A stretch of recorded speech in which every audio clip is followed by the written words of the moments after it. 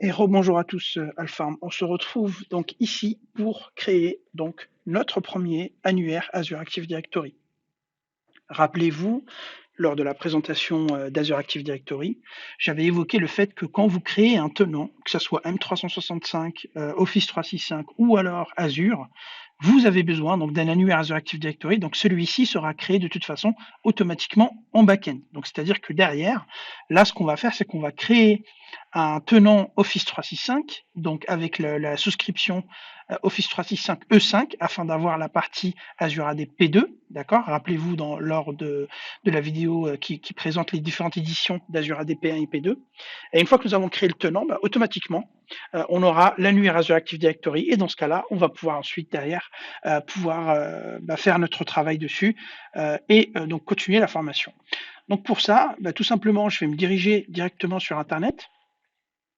Et puis sur Google, comme vous pouvez le voir ici, voilà, j'ai tapé M365 E5 Trual.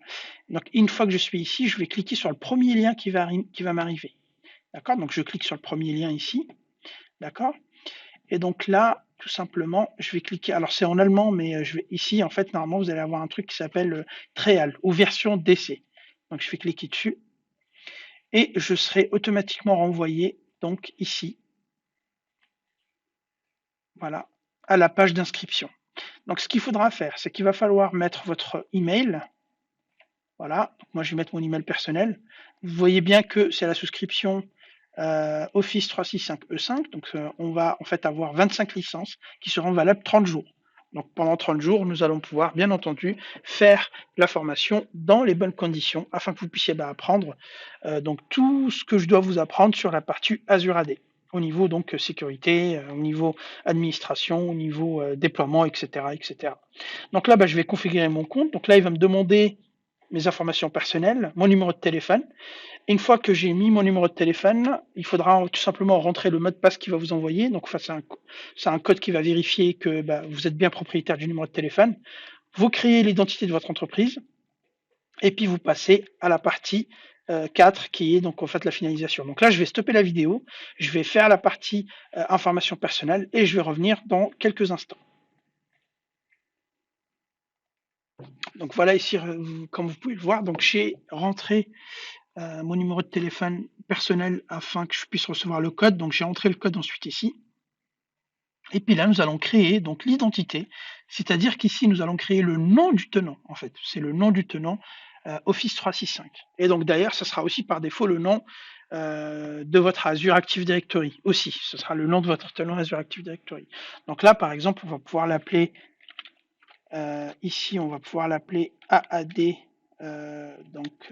Qu'est-ce que je peux mettre? Alpharm AAD, par exemple. D'accord.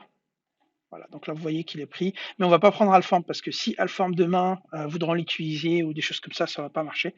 Donc c'est pas grave, on va l'appeler comme ça. On va l'appeler Form AAD. Voilà. Est-ce qu'il est disponible? Form AAD 01 peut-être. Voilà, donc on va l'appeler Form AAD 01. Alors forcément, vous ne pouvez pas prendre ce nom-là, mais vous, par exemple, vous pouvez prendre le 02. Voilà, le 02, il doit être disponible. Hein. Voilà, il est disponible. Donc, vous pouvez prendre le 02, le 03, 04, ainsi de suite. Si vous voulez faire un petit truc comme moi, comme ça sera plus facile pour vous de suivre. Je vous invite à utiliser la même chose que moi. Et à la fin, vous mettez 01, 02, 03, 04 jusqu'à ce que vous ayez quelque chose de disponible. D'accord? Donc ensuite, ici, il va nous demander de créer le premier utilisateur. Donc le premier utilisateur, attention, ça va être le premier utilisateur donc, qui va être Global Admin. Donc ça sera lui qui va avoir, si vous voulez, le nom, le compte, en fait, les privilèges pour pouvoir se connecter sur le tenant en mode Global Admin. Donc attention à ne pas perdre ce premier password. D'accord?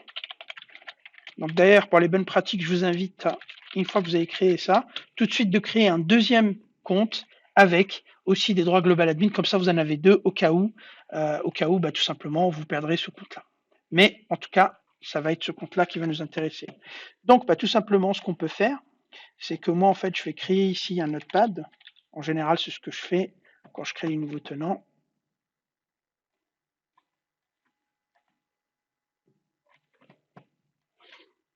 Donc ici, nous allons marquer le nom du tenant.